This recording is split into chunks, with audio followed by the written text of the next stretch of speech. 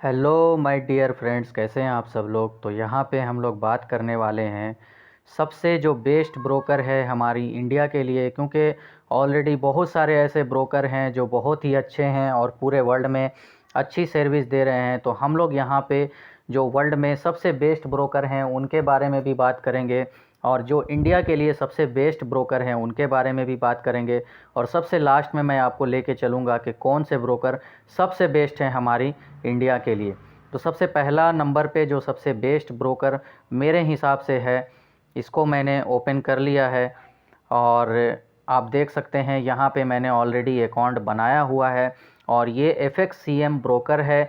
अगर आप trading view की साइट ओपन करते हैं और ट्रेडिंग व्यू पे किसी भी फॉरेक्स करेंसी पेयर का चार्ट ओपन करते हैं तो वहाँ पे जो चार्ट हमें दिखाया जाता है, इसी फॉरेक्स ब्रोकर का चार्ट दिखाया जाता है। काफ़ी पुराना ब्रोकर है, आप देख सकते हैं 20 ईयर्स ऑफ ट्रेडिंग ये लिख करके आ रहा है। इनका सर्विस जो है काफ़ी अच्छा है, लाइव चार्ट सपोर्ट भी काफ़ी अच्छी है। तो अब सब कुछ अच्छा होने के बाद भी हमारे इंडिया के अंदर में हम इसका अकाउंट बनाते हैं। तो ऑलरेडी सबसे पहली जो ज़रूरी चीज़ है मैं आपको ये बता दूं कि अगर आप फॉरेक्स ट्रेडिंग का अकाउंट बनाते हैं तो आपको दो चीज़ों का ट्रेडिंग अकाउंट सबसे पहले मिलता है। पहला नंबर पे तो मेटा ट्रेडर 4 और दूसरे नंबर पे है मेटा ट्रेडर 5। क्योंकि आप जिस भी ब्रोकर में अकाउंट बनाते हैं वहाँ पे लॉगिन आईडी पासवर्ड आपको मिलती है उस ब्रोकर के लिए। उस ब्रोकर पे लॉगिन करने के लिए, उस ब्रोकर के वेबसाइट पे लॉगिन करने के लिए आपको एक आईडी पासवर्ड मिलती हैं। लेकिन उसके अलावा जो आपका ट्रेडिंग अकाउंट मिलता है मेटा ट्रेडर 4 या मेटा ट्रेडर 5 का मिलता है। तो ऑलरेडी आप कहीं भी आईडी बनाएं, मेटा ट्रेडर 4 या मेटा ट्रेडर 5 की आईडी मिलेंगी। तो कुछ लोग कंफ्यूज हो जाते हैं कि यार कहीं भी अकाउंट बनाएं उससे क्या फ़र्क पड़ता है, मेटा ट्रेडर 4 या 5 का ही तो आईडी पासवर्ड मिलेगा। भाई ऐसा नहीं है, आप जिस भी ब्रोकर में अकाउंट बनाते हैं वहाँ का जो डिपॉजिट सिस्टम है आपको उसको यूज़ करना पड़ता है। तो ऑलरेडी मैंने FXCM का ओपन किया है। तो यहाँ पे जब मैंने डिपॉजिट सेक्शन में ओपन किया तो ये सबसे पहला जो ऑप्शन निकल करके आ रहा है, ये debit card and credit card का ऑप्शन इन्होंने दिया हुआ है डिपॉजिट के लिए। तो debit card and credit card से आप इंडिया के अंदर में डिपॉजिट कर सकते हैं। बट आप एक बात याद रखना, डेबिट कार्ड से जब भी आप डिपॉजिट करेंगे किसी भी फॉरेक्स ट्रेडिंग के अकाउंट में तो आपका अकाउंट बंद होने का पूरा चांसेस है और debit card and credit card भी आपका ब्लॉक कर दिया जाएगा। तो ये जो पहली वाली ऑप्शन है ये हमारे लिए सही नहीं है, हार्मफुल है, तो हम इसको यूज़ नहीं कर सकते। अब दूसरा ऑप्शन जो यहाँ पे इन्होंने दे रखा है बैंक वायर का, ब्रोकर काफ़ी अच्छा है, सब कुछ ठीक है, स्प्रेड चार्जेस भी ठीक है, ब्रोकर काफ़ी टाइम से काम भी कर रहा है, इनकी सर्विस भी अच्छी है, लाइव चार्ट सपोर्ट भी अच्छा है। लेकिन पहला वाला जो डिपॉजिट ऑप्शन है वो हमारे लिए, हमारे इंडिया के हिसाब से सबसे बेकार है।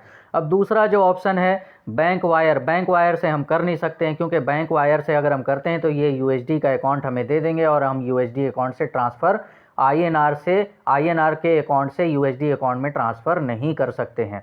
अब इसके बाद जो थर्ड नंबर पे इन्होंने ऑप्शन दिया हुआ है स्क्रिल का, तो ऑलरेडी सारे लोग जानते हैं कि स्क्रिल में सबसे पहले तो आपको फ़ंड बाई करना पड़ता है, मतलब कि आपको स्क्रिल का फ़ंड लेना पड़ेगा। और स्क्रिल में अगर आप 1000 रुपया मान लो डिपॉजिट करते हैं तो आपको कम से कम 100 रुपया तो वैसे ही चार्जेस कट जाएगा। और इसके बाद जब यहाँ पे आप डिपॉजिट कर देते हैं तो यहाँ पे तो कोई फ़ीस नहीं लगेगी। वैसे आप स्क्रिल का फ़ंड जब आप बाई करेंगे तो वहाँ पे तो चार्जेस कट गया, स्क्रिल वाले ले लेते हैं। लेकिन जब आपने यहाँ पे स्क्रिल से डिपॉजिट कर दिया, डिपॉजिट कंप्लीट हो गई, तो आप जब FXCM से विड्रॉल करेंगे तो आपको यहाँ पे स्क्रिल में ही विड्रॉल दिया जाएगा।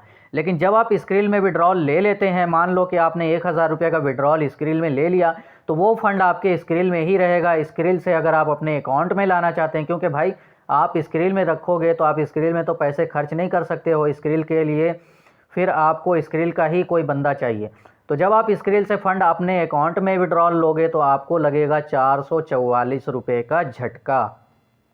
ये जो 444 रुपये हैं फर्स्ट टाइम आपको एक ट्रांजेक्शन का, कितने भी ट्रांजेक्शन करो पर ट्रांजेक्शन का 444 मतलब कि 444 रुपये आपको देने पड़ेंगे। अब ये दूसरा वाला ऑप्शन है यूनियन पे, ये भी हमारे इंडिया में अवेलेबल नहीं है। और ये चौथा वाला जो ऑप्शन है यहाँ पे पांचवा वाला जो ऑप्शन है नेटलर है। नेटलर से आप डिपॉजिट करते हैं तो सेम प्रोसेस है स्क्रिल की तरह, नेटलर में भी आप फ़ंड को ऐड करना पड़ता है सबसे पहले, और नेटलर वाले बहुत ज़्यादा चार्जेस कट करते हैं। इसके बाद आप यहाँ पे जब आप डिपॉजिट करेंगे तो ये बड़े आसानी से हो जाएगा, कोई चार्जेस नहीं लगेगा। सिर्फ नेटलर का फ़ंड बाई करने में जो भी आपको पैसे लगें, जैसे कि आप 1000 का फ़ंड बाई करते हैं तो आपको मान लो 1100 रुपये लगेंगे। तो नेटलर से आप जब डिपॉजिट करते हैं तो यहाँ पे पूरा अमाउंट डिपॉजिट तो हो जाएगा FXCM में, लेकिन जब आप यहाँ से विड्रॉल करेंगे तो ये जो विड्रॉल है ये आपको ओनली नेटलर में ही मिलेगा। बहुत अच्छी बात है, नेटलर में आपको विड्रॉल मिल जाएगा, साथ साथ बहुत ज़्यादा फास्ट है इसकी सर्विस। लेकिन जब आप नेटलर में विड्रॉल ले लेंगे तो वहाँ से INR अकाउंट में विड्रॉल करेंगे तो आपको नेटलर वाले अच्छा खासा चार्जेस करेंगे, कम से कम 400 रुपये से 700 रुपये तक पर ट्रांजेक्शन का इनका चार्जेस है। तो ये भी हमारे लिए सूटेबल नहीं है, बहुत ज़्यादा इनका चार्जेस है। तो अब हमारे हिसाब से ये जो ब्रोकर का रिव्यू था ये बहुत ही बेकार रहा। और यहाँ पे ऑलरेडी मैंने भी अकाउंट बनाया हुआ है और मैंने अकाउंट ओपन करके आपको ये डिपॉजिट सेक्शन में सारी चीज़ें दिखाई कि कैसे यहाँ पे ये हमारे लिए सही नहीं है। अब हम चलते हैं IC मार्केट में, जो कि बहुत ज़्यादा लोग यूज़ कर रहे हैं IC मार्केट को। और ऑलरेडी यहाँ पे डिपॉजिट सेक्शन में मैंने ओपन किया हुआ है और अब देख सकते हैं मेरा खुद का भी अकाउंट IC मार्केट में है। फर्स्ट टाइम आपको जो दिख रहा है यहाँ पे सामने में, वीज़ा और मास्टर कार्ड से ये डिपॉजिट लेते हैं। और वीज़ा और मास्टर कार्ड से अगर आप फॉरेक्स ट्रेडिंग अकाउंट में डिपॉजिट कर देते हैं, किसी भी इंडिया के वीज़ा और डेबिट वीज़ा या मास्टर कार्ड से डिपॉजिट कर देते हैं डेबिट कार्ड से, तो फिर आपके अकाउंट बंद होने के पूरे चांसेस हैं। तो भाई अगर आप ये रिस्क लेना चाहते हैं तो ज़रूर करो मेरे भाई, मुझे कोई ऑब्जेक्शन नहीं है, लेकिन मुझे जो सही लगा मैंने यहाँ पे आपको बताया। अब इसके बाद सेकंड वाला जो ऑप्शन है नेटलर है। नेटलर के बारे में ऑलरेडी मैंने बताया आपको। नेटलर में जब आप फ़ंड डिपॉजिट करते हैं तो सबसे पहले तो नेटलर में आपको फ़ंड डिपॉजिट करना पड़ता है और इसके बाद नेटलर से फिर यहाँ पे आपको डिपॉजिट करना पड़ेगा। इसके बाद फिर थर्ड वाला जो ऑप्शन है ये स्क्रिल का है, जो कि मैंने बताया स्क्रिल से कितना ज़्यादा चार्जेस ये लोग कट करते हैं, स्क्रिल वाले, स्क्रिल से बैंक में ट्रांसफ़र लेने के लिए। अब इसके बाद चौथा नंबर का जो ऑप्शन है ये है फंड बाई वायर ट्रांसफ़र, जो कि मैंने वहाँ पे भी आपको दिखाया था FXCM के साइट पे। ये सेम ऑप्शन है और यहाँ पे लिख करके आ रहा है कि ये फंडिंग टाइम 2 to 5 डेज़, मतलब कि आप तो सबसे पहले तो यहाँ पे ट्रांसफ़र कर ही नहीं सकते, क्योंकि INR के अकाउंट से USD अकाउंट में पैसे ट्रांसफ़र का सिस्टम नहीं है हमारे इंडिया में और ये आपके लिए सूटेबल नहीं होगा। इसके बाद यहाँ पे बिटकॉइन का भी डिपॉजिट ऑप्शन था, जो कि बिटकॉइन से भी बहुत सारे लोग कर रहे थे। और बिटकॉइन में क्या है कि आप जिस एक्सचेंज से डिपॉजिट करते हैं वहाँ से आपको बहुत ही ज़्यादा चार्जेस कट हो जाता है। यहाँ पे तो ये फ्री है, यहाँ पे कोई दिक्कत नहीं है, आप डिपॉजिट कर सकते हैं बिटकॉइन से। लेकिन अभी इनका सिस्टम बंद किया हुआ है, बिटकॉइन से भी ये नहीं ले रहे हैं क्योंकि प्राइस बिटकॉइन का बहुत ज़्यादा फ्लक्चुएसन चल रहा है। लेकिन फिर भी अगर बाय द वे अगर ये ऑन भी कर देते हैं तो बिटकॉइन से जब आप डिपॉजिट करेंगे तो पर बिटकॉइन का जो ट्रांजैक्शन है उसका आपको कम से कम जो मिनिमम चार्जेस है किसी भी एक्सचेंज का, वो इतना बिटकॉइन आपको पे करना पड़ता है, मतलब कि करीब 50,000 सतोशी। तो इसका करीब INR में अभी हो जाता है 1,000 रुपये कम से कम। तो इतना ज़्यादा चार्जेस है। आप यहाँ पे डिपॉजिट करने के लिए अगर देने को तैयार हैं तो आप दे सकते हैं। वैसे मैं बता दूं कि कम से कम विड्रॉल चार्जेस लोकल बिटकॉइन का है, बिटकॉइन से अगर आप ट्रांजैक्शन करते हैं तो, लेकिन वहाँ पे भी आपको 5,000 सतोशी देने पड़ेंगे, जिसका कम से कम INR में हो जाता है 1,000 रुपये, उस हिसाब से भी हो जाएगा। लेकिन वहाँ पे आपको बिटकॉइन जो है हाई रेट पे बाई करने पड़ेंगे, ठीक है। तो बाई करके पहले वहाँ पे रखना पड़ता है, फिर यहाँ पे ट्रांसफ़र करना पड़ता है। तो ऑलरेडी यहाँ पे अभी बिटकॉइन का जो डिपॉजिट ऑप्शन है वो नहीं है, वो इन्होंने बंद किया हुआ है। और इसके बाद जो सबसे अच्छा ब्रोकर है, चलिए मैं उस पर आपको लेके चलता हूँ। ये रहा, ये ब्रोकर मैंने काफ़ी टाइम से यूज़ किया है और इनकी सर्विस भी काफ़ी अच्छी है और मैंने ऑलरेडी यहाँ पे अकाउंट बनाया हुआ है। अगर आप भी अकाउंट बनाना चाहते हैं तो लिंक डिस्क्रिप्शन में दिया हुआ है। लेकिन एक बात भाई रुको, बहुत ही ज़्यादा जल्दी करते हैं आप लोग। सबसे पहले आप इसका रिव्यू देख लें, जो मेरे हिसाब से इसका रिव्यू कैसा रहा वो मैं यहाँ पे क्लियर करने वाला हूँ, तभी आप अकाउंट बनाना। लिंक डिस्क्रिप्शन में दिया हुआ है, कोई टेंशन वाली बात नहीं है, आप जितना जल्द से जल्द अकाउंट बना सकते हैं। लेकिन इससे पहले मैं यहाँ पे कुछ आपको अपना रिव्यू दिखा देता हूँ। पर्सनल इन्फॉर्मेशन में अगर मैं गया तो ये मेरा ओपन हो गया है और इसके बाद डेस्कटॉप साइट में इसको कर देता हूँ, ठीक है।